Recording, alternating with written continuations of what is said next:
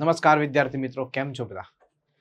તમને બધાને ખ્યાલ હશે રેલવે રિક્રુટમેન્ટ બોર્ડ દ્વારા રેલવે ગ્રુપ ડી ની બહુ જ મોટા પાયા પર વેકેન્સી ઓલરેડી ડિક્લેર થઈ ગઈ છે. એના ફોર્મ ભરવાની પ્રક્રિયા પણ ચાલુ છે. તો આજનો સેશન કમ્પ્લીટલી ફોર્મ કેવી રીતે ભરવું, સાથે સાથે પ્રમોશન અને પોસ્ટ પ્રેફરન્સ, કારણ કે ફોર્મ ભરતી વખતે પણ જ્યારે તમે પોસ્ટને પ્રેફરન્સ આપશો, કઈ પહેલી પોસ્ટ છે એ પ્રમાણે પ્રમોશન પણ થાય છે. એટલે ખાસ ધ્યાનથી આ સેશનને જોજો કે પ્રમોશન જો લેવું હોય ગ્રુપ ડી ની અંદર ત્યાંથી ગ્રુપ સી માં, ત્યાર પછી ગ્રુપ બી માં, તો પોસ્ટ પ્રેફરન્સ બહુ જ જરૂરી છે. અને આ બધી વસ્તુનું જાણ્યા પછી પ્રોપર ફોર્મ ભરશો એટલે તમને ક્લિયર ખબર પડશે. ચાલો તો સેશનની શરૂઆત કરીએ છીએ. આજના સેશનમાં તમને જોજો મજા આવશે, એન્ડ સુધી આ સેશનને જોજો. ગ્રુપ ડી ની વેકેન્સી આવી છે, લાયકાત 10 પાસ છે અને કુલ જગ્યાઓ 38,432 થી પણ વધારે છે. અને ખાસ કરીને મુંબઈ વેસ્ટર્ન ઝોન એટલે કે ગુજરાતની અંદર વાત કરીએ આપણે તો 4,672 થી પણ વધારે જગ્યાઓ છે. ચાલો તો સૌથી પહેલા વાત કરશું આપણે રેલવે જે ગ્રુપ ડી ની જે વેકેન્સી બહાર પડી છે એના માટે આપણે એક કોર્સ પણ લોન્ચ કરેલો છે. એ રેકોર્ડેડ ફોર્મમાં કોર્સ છે. એ કોર્સ અલગ અલગ મહિનાઓ માટે ઉપલબ્ધ છે. તમે જોઈ શકો છો 3 મહિના માટે છે, 6 મહિના માટે છે, 12 મહિના માટે છે. બીજી વસ્તુ કે આ કોર્સ ખાસ ધ્યાન આપજો, એના સિલેબસમાં મેથ્સ, સાયન્સ, મેથ્સ, ત્યાર પછી reasoning, current affairs, general awareness, complete બધી જ વસ્તુ તમને રેકોર્ડેડ ફોર્મમાં જોવા મળશે. સ્માર્ટ કોર્સ છે, નવા અભ્યાસક્રમ મુજબ તૈયાર કરવામાં આવેલો કોર્સ છે. એટલે વિદ્યાર્થી મિત્રો ખાસ ધ્યાન આપજો. આ કોર્સ જો તમે અત્યારથી પ્રિપેરેશન કરો છો તો આ કોર્સની અંદર બધી જ વસ્તુ કવર થઈ જશે. બીજી વસ્તુ, એક્ઝામની વાત કરું તો બેટા આની એક્ઝામ ઓગસ્ટ સપ્ટેમ્બરની આસપાસ આવશે 2025માં. એનો મતલબ તમે આ 6 મહિના માટે આ કોર્સ બહુ સારી રીતે પરચેસ કરી શકો છો, જેથી આપણી પાસે પ્રોપર ટાઈમ પણ છે અને બધી વસ્તુ વ્યવસ્થિત થઈ શકે છે. નેક્સ્ટ વાત કરીએ તો સૌથી પહેલા આ જે વેકેન્સી બહાર પડી છે એના ફોર્મ ભરવાની પ્રક્રિયા ઓલરેડી સ્ટાર્ટ થઈ ગઈ છે. 23 તારીખથી ફોર્મ ભરવાની પ્રક્રિયા શરૂ થઈ ગઈ છે. 22 તારીખ એની લાસ્ટ ડેટ છે. બીજી વસ્તુ કે કોઈ વિદ્યાર્થી મિત્રોએ કદાચ માની લો કે ફોર્મ ભરી પણ દીધું હોય અને એને જો કરેક્શન કરવું હોય કે સર હવે મારે થોડું ફોર્મમાં કરેક્શન કરવું છે, કોઈ સ્પેલિંગ મિસ્ટેક થઈ ગઈ હોય, કોઈ પોસ્ટને પ્રેફરન્સ ઉપર નીચે અપાઈ ગયું હોય, તો તમે કરેક્શન પણ કરી શકશો. એ મોડિફિકેશનની ડેટ પણ વિન્ડો પણ ઓપન થશે અને એ થશે 25/2/2025 થી લઈને 6/3/2025.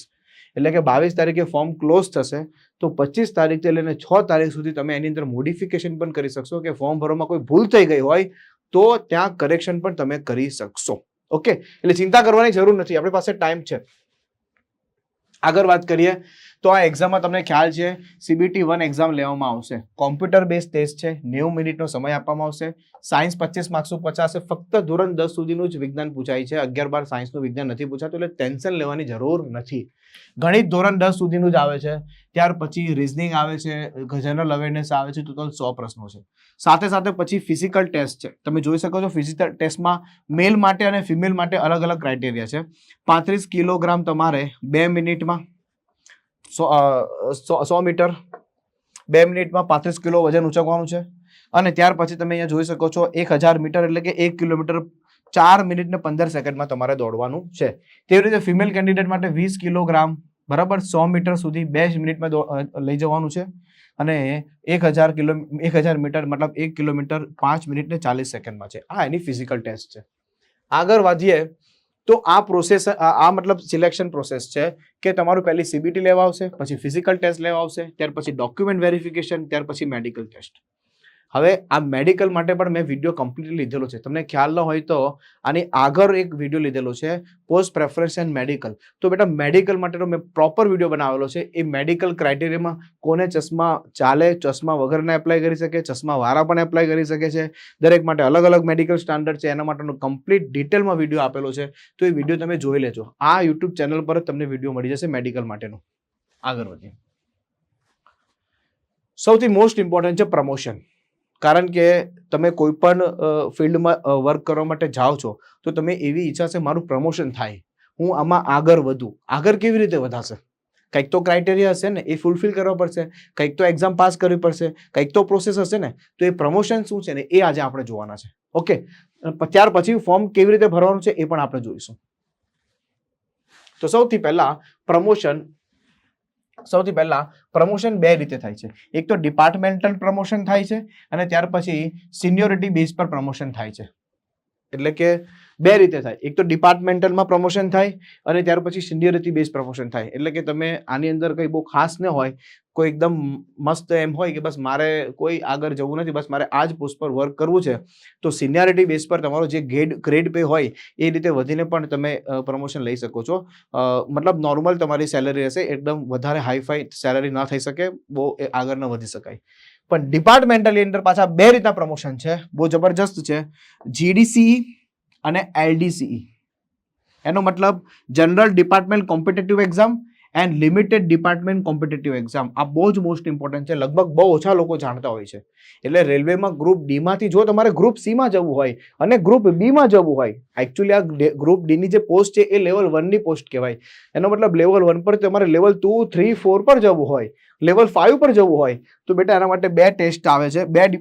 એક છે GDCE અને એક છે LDCE. તો આવો આપણે GDCE અને ત્યાર પછી LDCE ને સમજીએ.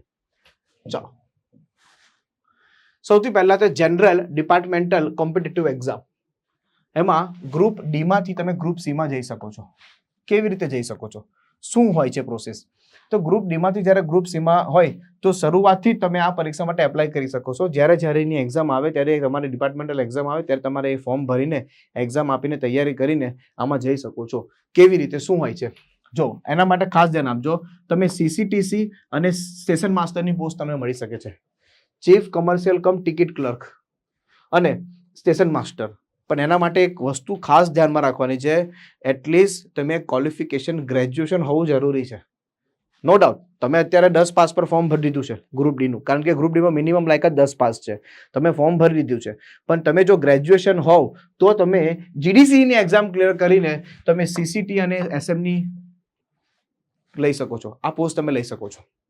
એટલે એકવાર ગ્રુપ ડીમાં એન્ટર થયા પછી ડિપાર્ટમેન્ટલ એક્ઝામ ગમે ત્યારે આવશે, 1 વર્ષમાં પણ આવી જાય, 6 મહિનામાં પણ આવી જાય.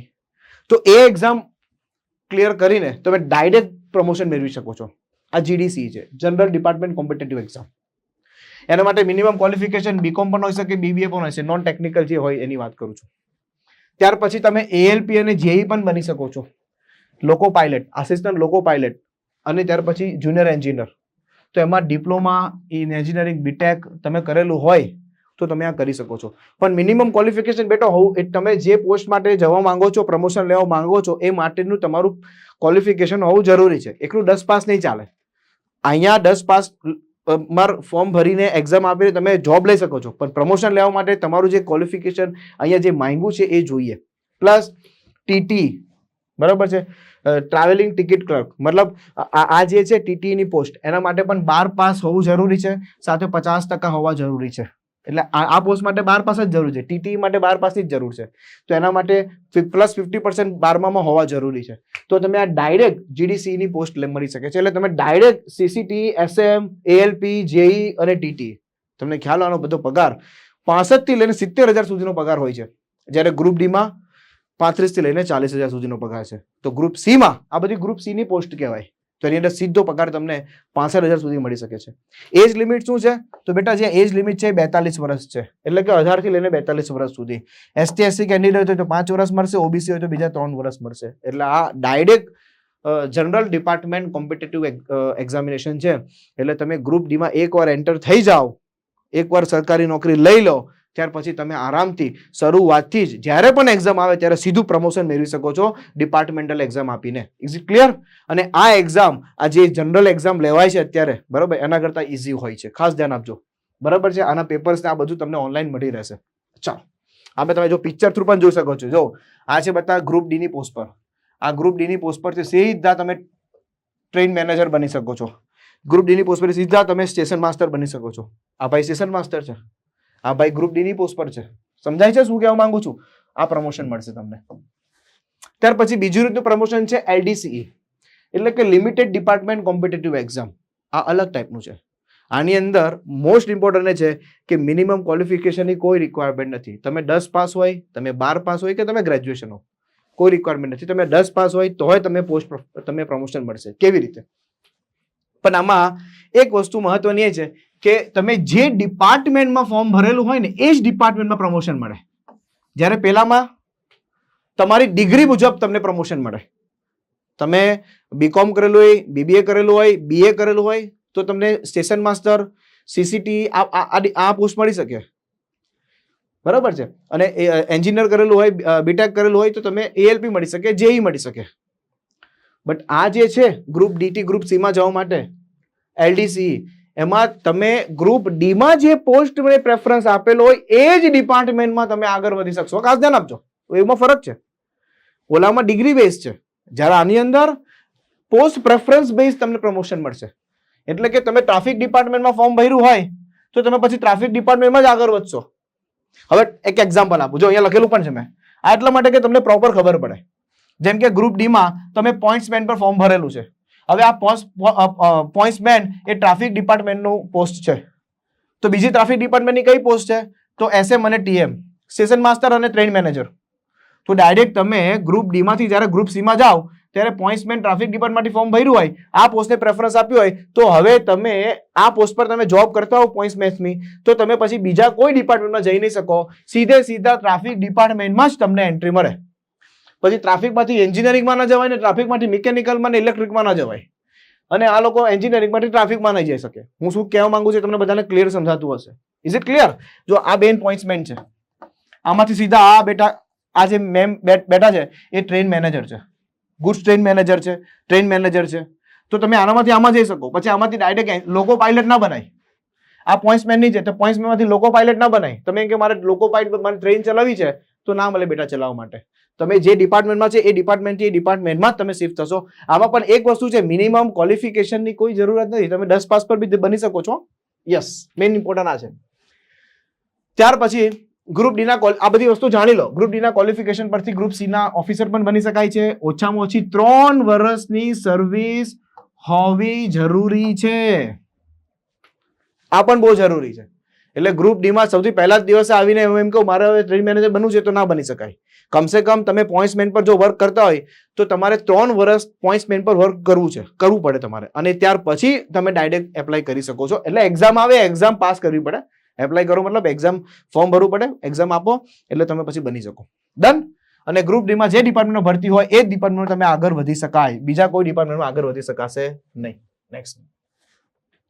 યસ, હવેનો જે નેક્સ્ટ પાર્ટ છે એ ફોર્મ કેવી રીતે ભરવું ને એ ખાસ સમજી લેજો કે આપણે ગ્રુપ ડી માં એપ્લાય કેવી રીતે કરવાનું છે. તો તમને મસ્ત તમે જોશો, ગૂગલમાં સર્ચ કરશો રેલવે રિક્રુટમેન્ટ બોર્ડ એટલે તમને મસ્ત આ વંદે ભારત તમને દેખાશે. હવે જે વિદ્યાર્થી મિત્રોએ ફોર્મ પહેલી વાર જો ભરતા હોય તો એને પહેલા અકાઉન્ટ ક્રિએટ કરવું પડશે. એટલે અહીંયા એક ઓપ્શન આવશે એપ્લાયનો. એમાં ક્રિએટ એન અકાઉન્ટ અને already register have an account.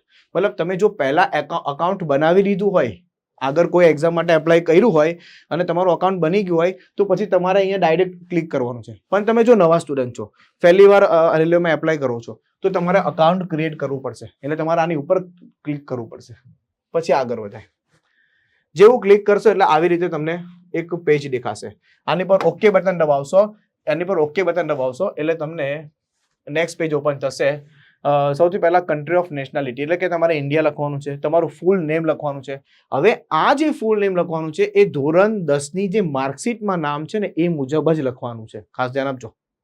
ધોરણ 10 ની જે માર્કશીટ છે એમાં જે પ્રમાણે નામ છે એ પ્રમાણે તમારે અહીંયા કમ્પ્લીટ ફૂલ ફિલ કરવાનું છે. બરાબર છે. આ બધું તો તમને ખબર પડે. નામ છે, રીટાઈપ નેમ છે, ત્યાર પછી ડેટ ઓફ બર્થ છે. તમારા નામમાં કોઈ ચેન્જ છે? માની લો કે 10માની માર્કશીટમાં નામ અલગ હોય, આધાર કાર્ડમાં નામ અલગ હોય, તમારામાં માર્કશીટમાં કોઈ કે આધાર કાર્ડમાં નામમાં ચેન્જ છે? ચેન્જ છે તો યસ, નથી તો નો. ચેન્જ છે તો યસ કરી દેજો. પછી એવું ના થાય તમે નો કરો અને પછી ત્યાં પ્રોબ્લેમ આવે. કારણ કે આ બધી વસ્તુ પહેલા એક જ વાર થશે. એકવાર નામ, ઈમેલ આઈડી, મોબાઈલ નંબર જો થઈ ગયું ને પછી એમાં કોઈ મોડિફિકેશન થશે નહીં. બીજા બધામાં થઈ શકે છે. એટલે આમાં ખાસ ધ્યાન આપજો. ઓકે, ચાલો. Retype date of birth, select gender, male female જે પણ આવતો હોય, ફાધર નેમ્સ, મધર નેમ, બરાબર છે. Retype mother's name, father's name, આ બધું કમ્પ્લીટ પ્રોપર લખવાનું છે. એક એક સ્પેલિંગ ને પ્રોપર વ્યવસ્થિત જોઈને ફિલ કરવાનું છે. ચાલો આગળ.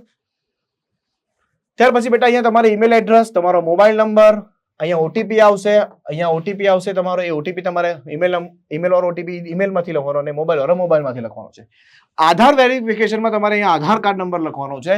એટલે જે આધાર નંબર તમારા મોબાઈલ સાથે લિંક હશે એની પર એક ઓટીપી આવશે. એ ઓટીપી તમારે અહીંયા સબમિટ કરવાનો છે. વેરીફાઈ કરો છો, અહીંયા વેરીફાઈ કરશો એટલે આગળ વધી જશો. જો તમારી પાસે આધાર કાર્ડ ન હોય તો તમારી પાસે પેન કાર્ડ હશે, પાસપોર્ટ હશે, ઇલેક્શન કાર્ડ હશે, એટલે કે વોટિંગ કાર્ડ હશે, એની પર પણ તમે કરી શકો છો.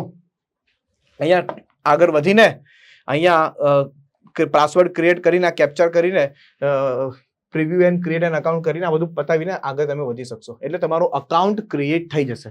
જેવું અકાઉન્ટ ક્રિએટ થશે એટલે તમારે બહાર આવી જવું પડશે અને પછી અહીંયા આવી રીતે પાછી એક વંદે ભારત દેખાશે અને પછી તમારે આ અકાઉન્ટ ક્રિએટ થઈ ગયું ત્યાં ક્લિક કરવાનું છે. એટલે હવે તમે આગળ ફોર્મ ભરી શકશો. તમારું કાયમ માટે એક અકાઉન્ટ બની જશે હવે રેલવેમાં. ડન. આગળની બધી વેકેન્સીઓ માટે તમે એપ્લાય કરી શકશો. હવે ખાસ ધ્યાન આપજો, આવી રીતે બે તમને પેજ દેખાશે. એમાં સૌથી પહેલા દેખાશે various post level 1 of 7th CPC pay matrix. એનો મતલબ આવી રીતે તમે અહીંયા ક્લિક કરો, અહીંયા ટિક કરશો એટલે તમને નેક્સ્ટ પેજ ઓપન થશે. આ કરવાનું છે, આ નહીં, આ કરવાનું છે પહેલું ફર્સ્ટ લેવલ 1 વાળું. ક્લિયર? ચાલો એ કરશો એટલે અલગ અલગ ઝોન દેખાશે. અમદાવાદ, અજમેર, બેંગ્લોર, ભોપાલ, ભુવનેશ્વર, બિલાસપુર, ચંદીગઢ, ચેન્નાઈ, ગોરખપુર, કોલકાતા, મુંબઈ, પટના. આપણે અમદાવાદ ટીક કરી દેવાનું છે. અત્યારે ગુજરાતના વિદ્યાર્થીઓ અમદાવાદ ટીક કરી દેવાનું છે. એ વેસ્ટર્ન મુંબઈમાં લાગશે. ખાસ ધ્યાન આપજો. બરાબર છે. મુંબઈમાં બે ઝોન છે, એક વેસ્ટર્ન અને એક સેન્ટ્રલ.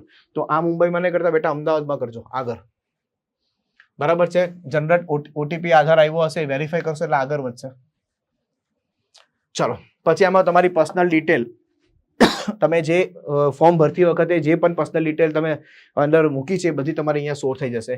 હા, હવે આ મટીરિયલ સ્ટેટસમાં તમે મેરિડ છો, અનમેરિડ છો. ત્યાર પછી ચોઇસ ઓફ એક્ઝામિનેશન લેંગ્વેજ, તમારી એક્ઝામની ભાષા કઈ? તો બેટા અહીંયા એક્ઝામની ભાષા મોસ્ટ ઇમ્પોર્ટન્ટ છે. ગુજરાતી સિલેક્ટ કરશો. બાય ડિફોલ્ટ લેંગ્વેજ તો ઇંગ્લિશ રહેશે જ. બરાબર છે. પણ તમારી એક્ઝામની ભાષા તમે અહીંયા ગુજરાતી લખશો એટલે પેપર તમારું ગુજરાતીમાં પણ દેખાશે અને સાથે સાથે પેપર ઇંગ્લિશમાં પણ આવશે. પણ બાય ડિફોલ્ટ લેંગ્વેજ ઇંગ્લિશ રહેશે. કોઈ પણ તમે લેંગ્વેજ સિલેક્ટ કરો, બાય ડિફોલ્ટ લેંગ્વેજ ઇંગ્લિશ રહેશે અને પેપર તમે ગુજરાતી ભાષામાં આપી શકશો. ખાસ ધ્યાન આપજો, ગુજરાતી ભાષામાં પેપર આપી શકો છો. રિલિજનમાં હિન્દુ જે પણ હોય, પછી મધર ટંગ તમારી જે પણ હોય ગુજરાતી, હિન્દી જે પણ આવે. ત્યાર પછી permanent visible on face mark, તમારા મોઢા પર કોઈક કટ હોય, તમને કોઈક નિશાન હોય તો અહીંયા લખી દેવાનું કે હા છે. બરાબર છે. કે mall on the left hand, બરાબર છે. કોઈ ડાબા હાથ પર હોય કે કઈ કોઈ ફેસ પર કટ હોય, એવું કઈ પણ હોય તો લખી દેવાનું. ચાલો, અને ના હોય તો નો લખી દેવાનું. નેક્સ્ટ. ત્યાર પછી કોમ્યુનિટી ડિટેલ્સ. આ ખાસ ધ્યાન આપજો. તમે કઈ કાસ્ટથી એપ્લાય કરવા માંગો છો તો બેટા તમારી ST કાર્ડ હોય તો તમારે અહીંયા ST લખવાનું છે. કાસ્ટ સર્ટિફિકેટ નંબર આવશે, નેમ ઓફ કાસ્ટ અહીંયા આવશે, તમારી કાસ્ટનું નામ લખી દેવાનું છે અને તમારું કમ્યુનિટી સર્ટિફિકેટ ડેટ ઇસ્યુ. આ ખાસ ધ્યાન આપજો. 22 ફેબ્રુઆરી પહેલા તમારું કાસ્ટ સર્ટિફિકેટ નીકળેલું હોવું જોઈએ. એ જ અહીંયા લખવાનું છે. એ જ ડેટ વાળું અહીંયા હોવું જોઈએ. પછીથી કાઢશો તો એપ્લાય વેલિડ નથી. ખાસ ધ્યાન આપજો. હવે ક્યાંથી નીકળશે તો આ અલગ અલગ છે. ડેપ્યુટી કલેક્ટર છે, ડેપ્યુટી કમિશનર છે, પછી ત્યાર પછી અલગ અલગ છે. ક્લાસ 1 ઓફિસર છે, ત્યાર પછી ડિસ્ટ્રિક્ટ મેજિસ્ટ્રેટ, મામલતદાર, બરાબર છે, જિલ્લા મામલતદાર, એક્ઝિક્યુટિવ મેજિસ્ટ્રેટ. આ લોકો પાસેથી તમે આ કાસ્ટ સર્ટિફિકેટ કઢાવી શકો છો. ST, SC અને OBC, NCL, નોન ક્રિમિનલ. તો આ બધું તમને કમ્પ્લીટલી ઇંગ્લિશમાં જ જોઈશે, ગુજરાતીમાં ચાલશે નહીં. એટલે તમારે શું કરવાનું છે, આનું ફોર્મેટ પણ આપેલું છે. તમે આનું નોટિફિકેશન ડાઉનલોડ કરો તો એની અંદર ફોર્મેટ આપેલું છે. સમજાય છે? એની અંદર ફોર્મેટ આપેલું છે. એ ફોર્મેટમાં તમારે જવાનું, એપ્લિકેશન આપવાની, આ લોકો પાસે જવાનું, તમારા જિલ્લાના જે પણ મામલતદાર હોય, જે પણ હોય એની પાસે જવાનું, એ તમને કાઢી આપશે. ના નહીં પાડે. તમારે સેન્ટ્રલ ગવર્મેન્ટમાં ફોર્મ ભરવા માટે એપ જોઈએ છે એટલા માટે. ચલો ડન. ઓકે, સમજી ગયો. પણ હા, ખાસ ધ્યાન આપજો. ST વાળું બરાબર, OBC હોય તો OBC નું કાસ્ટ સર્ટિફિકેટ ભલે ગુજરાતીમાં હોય પણ તમારું NCL નોન ક્રિમિનલ ઇંગ્લિશમાં જોઈશે અને એ પણ સેન્ટ્રલ ગવર્મેન્ટનું જોઈશે. બરાબર. અને તમારી જો કદાચ કાસ્ટ સેન્ટ્રલ ગવર્મેન્ટમાં ના આવતી હોય તો બેટા જનરલમાં ભરી દેવું પછી ફોર્મ. બીજું કોઈ ઓપ્શન નથી આમાં. અહીંયા તમારે NCL નંબર લખવાનો છે, નોન ક્રિમિનલ સર્ટિફિકેટ નંબર લખવાનો છે. અપલોડ નથી કરવાનું, ખાલી નંબર લખવાનો છે. ખ્યાલ આવે છે? ત્યાર પછી કોમ્યુનિટી સર્ટિફિકેટ નંબર, ત્યાર પછી ઇસ્યુઇંગ ઓથોરિટી, કોણ તમને આ ઓથોરિટી કોણ ઇસ્યુ કરી આપે છે, ત્યાર પછી કાસ્ટ સર્ટિફિકેટ તમારું જે પણ આવતું હોય, ત્યાર પછી ડેટ, આ બધી વસ્તુ તમારે અહીંયા લખવાની છે. બરાબર છે? તમને આઈડિયા આવી છે, તમે ફોર્મ ભરશો એટલે તમને આઈડિયા આવશે જ. કઈ બહુ મોટી વસ્તુ નથી આમાં. ડન. ત્યાર પછી એક્સ સર્વિસમેનમાં તમારે નો લખી દેવાનું, તમે એક્સ સર્વિસમેનથી નથી તો તમારે નો લખી દેવાનું. ત્યાર પછી તમે ડિસેબિલિટી છો, મતલબ તમને કંઈ પ્રોબ્લેમ છે, તમે ખોડ ખાપણવાળા છો, કંઈક ને કંઈક હોય તો અહીંયા તમારે લખી દેવાનું છે. તમને જોવામાં પ્રોબ્લેમ થાય છે તો વિઝ્યુઅલ લખેલું હશે, ત્યાર પછી અહીંયા લોકોમોટર લખેલું હશે, અધર ડિસેબિલિટી લખેલું હશે, ત્યાં બધું લખી દેવાનું તમારે ફોર્મ ભરતી વખતે. ઓકે, ચાલો આગળ. હા, ત્યાર પછી વાત કરીએ તો EBC, economic backward class certificate, જે બીપીએલ હોય, બરાબર છે. બીપીએલ એટલે કે જે એકદમ પોવર્ટી લાઈનની નીચે આવતા હોય, ગરીબી રેખાની નીચે, જેની ઇન્કમ 50,000 થી મતલબ આસપાસ હોય કે ઓછી હોય, તો એવા લોકો માટે ઈબીએસ સર્ટિફિકેટ હોલ્ડર આવશે, તો એને એ ફોર્મ ભરવાનું અહીંયા ટીક કરવાનું રહેશે. હોય તો ટીક કરવાનું, ના હોય તો ના. આ બધામાં નો કરી દેવાનું, બરાબર છે. નંબર ઓફ કરંટ ડિપાર્ટમેન્ટ, તમે કોઈ રેલવેના ડિપાર્ટમેન્ટમાં કામ કરો છો, નથી કરતા તો નો લખી દેવાનું છે, આમાં કંઈ ખાસ નથી. ચલો ડન છે આ બધી વસ્તુ, બરાબર. હા, એક વસ્તુ છે આ બેંક ડિટેલ્સ ફોર રિફંડ. હવે રેલવે બહુ એક સારું કામ કરે છે. તમે એક્ઝામ આપવા જશો તો જે પણ તમારી ફીસ તમે પે કરી હશે ફોર્મ ભરતી વખતે તમને રિફંડ કરી દેશે. તો એના માટે તમારે અહીંયા બેંક ડિટેલ બતાવવાની છે. તમે તમારું પોતાનું અકાઉન્ટ પણ આપી શકો છો, અને તમે તમારા પોતાના અકાઉન્ટમાં ના જોઈને તમારા ફાધરના અકાઉન્ટ કે મધરના અકાઉન્ટમાં જોઈએ છે તો તેની કમ્પ્લીટલી અકાઉન્ટ ડિટેલ્સ અહીંયા તમારે સબમિટ કરવાની છે. IFSC કોડથી માંડીને અકાઉન્ટ નંબરથી માંડીને બધી વસ્તુ. ડન. ચલો આગળ વધીએ છીએ.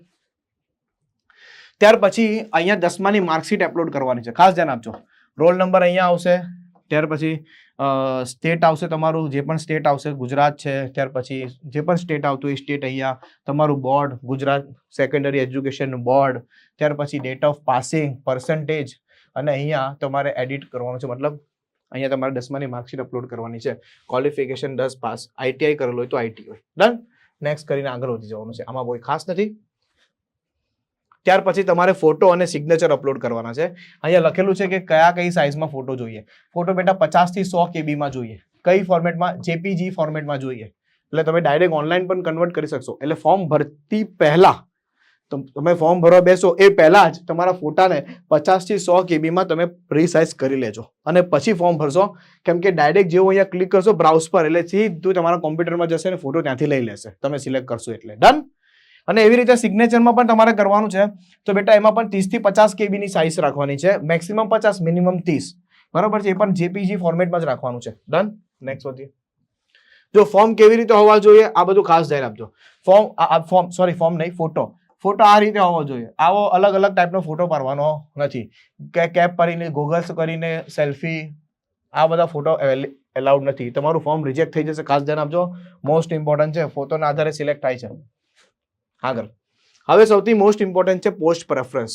ઓકે, મેં તમને શરૂઆતમાં જ કીધું એ પ્રમાણે પોસ્ટ પ્રેફરન્સ આપવા વખતે બહુ ધ્યાનમાં રાખવાનું છે, કારણ કે આના આધારે તમારું પ્રમોશન થાય છે, એક LDC અને એક GDC. તો સૌથી પહેલા પોસ્ટ પ્રેફરન્સ જોઈ લો. મેલ માટે એટલે કે પુરુષો માટે અને સ્ત્રીઓ માટે એટલે કે મહિલાઓ માટે મેં પોસ્ટ પ્રેફરન્સ અહીંયા મૂકેલા છે. તમે આ પોસ્ટ પ્રેફરન્સ જોઈ શકો છો કે પોઇન્ટ્સમેન બી આને પહેલા પુરુષોએ પહેલા આપવાનું છે, આસિસ્ટન્ટ SNT આપવાનું છે, સિગ્નલ એન્ડ ટેલિકોમ છે, ટ્રેન લાઇટ એન્ડ AC છે, આસિસ્ટન્ટ ઓપરેશન છે. આ અલગ અલગ બેટા ડિપાર્ટમેન્ટ છે. તો આ અલગ અલગ ડિપાર્ટમેન્ટના થ્રુ જ તમને આગળ પ્રમોશન મળશે. ખાસ ધ્યાન આપજો, અલગ અલગ ડિપાર્ટમેન્ટના થ્રુ જ તમને આગળ પ્રમોશન મળશે. એટલે તમે કઈ પોસ્ટને પહેલા પ્રેફરન્સ આપો એ બહુ જ મોસ્ટ ઇમ્પોર્ટન્ટ છે. તો ફોર્મ ભરતા પહેલા આનો એક મસ્ત સ્ક્રીનશોટ લઈ લેજો. જો હું સાઈડ પર ઉભો રહું છું, લઈ લો જો સ્ક્રીનશોટ. આનો એક સ્ક્રીનશોટ લઈ લો, બરાબર છે. આનો એક સ્ક્રીનશોટ લઈ લેવાનો છે, અને આનો સ્ક્રીનશોટ લયા પછી તમારે ફોર્મ ભરવાનું છે, અને તમારે જોવાનું છે તમારે ફિમેલ છો તો આ પ્રમાણે પોસ્ટ પ્રેફરન્સ આપો, મેલ છે તો તમે આ પ્રમાણે પોસ્ટ પ્રેફરન્સ આપો. હવે તમે જોઈ શકો છો અહીંયા જેવી રીતે અહીંયા પહેલા ટીક કરશો. ફોર એક્ઝામ્પલ તમે પોઇન્ટ્સમેનને આને ટીક કરો છો, અહીંયા પહેલું આવશે, આને ટીક કરો તો પહેલું આવશે, આને કરો તો આ આવશે, આને કરો તો આવશે. એવી રીતે અલગ અલગ અહીંયા પોસ્ટ તમને ભરાશે. 14 પોસ્ટ ભરી દેવાની છે, ખાસ ધ્યાન આપજો, છોડવાની કઈ નથી. 14 પોસ્ટ ભરી દેવાની છે. નેક્સ્ટ. ડન. આઈ હોપ તમને બહુ સારી રીતે બધી જ ઇન્ફોર્મેશન પ્રોપર મળી ગઈ હશે. તો ખાસ વિદ્યાર્થી મિત્રો ધ્યાન આપો, રેલવે જે કોર્સ આપણે એના માટે કમ્પ્લીટ ગ્રુપ ડી આ જે ભરતી બહાર પડી છે એના માટેનો કમ્પ્લીટ રેકોર્ડેડ ફોર્મમાં આપણે કોર્સ લોન્ચ કરેલો છે, અને આ નવા અભ્યાસક્રમ મુજબ તૈયાર થયેલો કોર્સ છે. 3 મહિના માટે, 6 મહિના માટે અને 12 મહિના માટે આ કોર્સ ઉપલબ્ધ છે. તમે જોઈ શકો છો અલગ અલગ પ્રાઇસ માટે છે.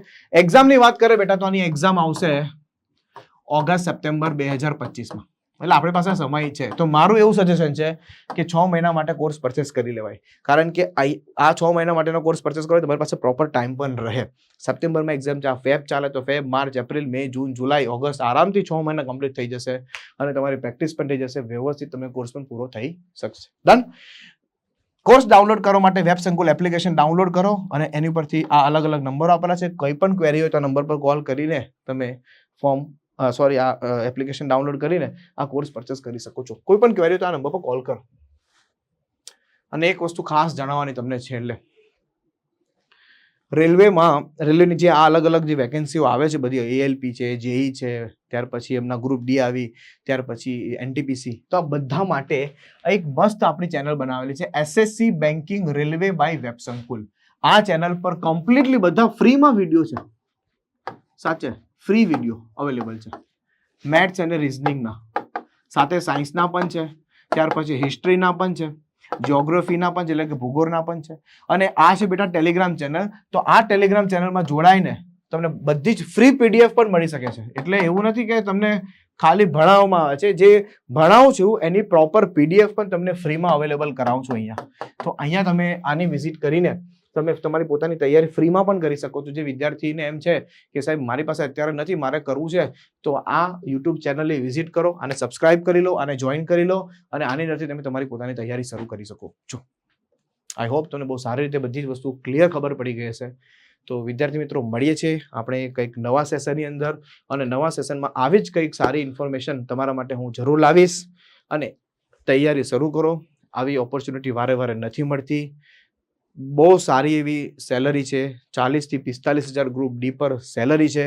અને આ પ્રમોશન મેળવીને તમે સેલરી આરામથી સ્ટેશન માસ્ટર, ટ્રેન મેનેજરની જે 65-70 હજાર સેલરી છે ત્યાં સુધી પણ તમે જઈ શકો છો. એટલે ફક્ત ગ્રુપ D માં ગ્રુપ D નહીં, પરંતુ station master, train manager, CCTC, અલગ અલગ પોસ્ટ પર ALP, અલગ અલગ પોસ્ટ તમે લઈ શકો છો. Thank you so much. Take care. Bye. Jai Hind, જય ભારત.